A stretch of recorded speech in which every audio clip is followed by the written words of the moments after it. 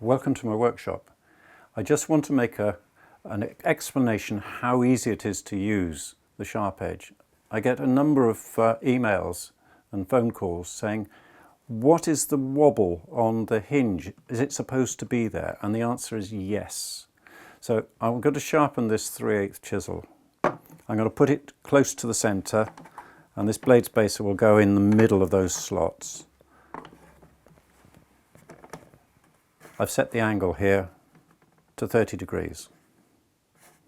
Now that little bit of movement in there is designed, so I'm going to bring the carriage so the flag is in the center of the chisel.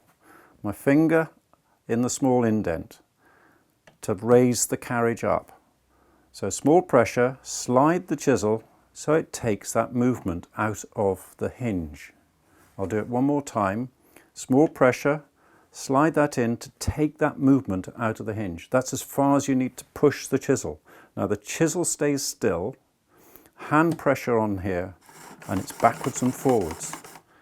Do not put your fingers here to press harder. It won't work any better, and you'll end up by either cutting your fingers on the edges here or getting a distorted finish. So I'll repeat. Center of the flag through the center of the hinge. Small pressure here, and slide the chisel to take that movement out of the hinge. That chisel stays still now, and the small hand pressure on here, backwards and forwards. So that was about 6 or 7 times, and you will then get that finish on your chisel. If you get a burr on the back, there is a very faint burr on here. I'm going to use the backing off tool with a 1500 grit. I've got a spare one here, and use that, place the chisel down flat, put that on the back and just drag off.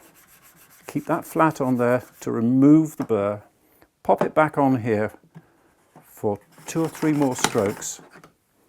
Check, no burr, and you can see how that is finished. If you want to get a finer finish, then you can put some honing paste. I've got some old honing paste here.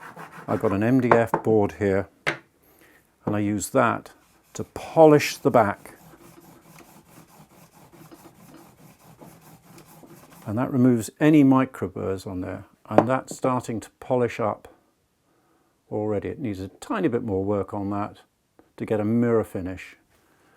So I'm going to do the bevel on the chisel now. I'm going to charge the leather with some honing paste, and then just feel for the angle and a few strokes,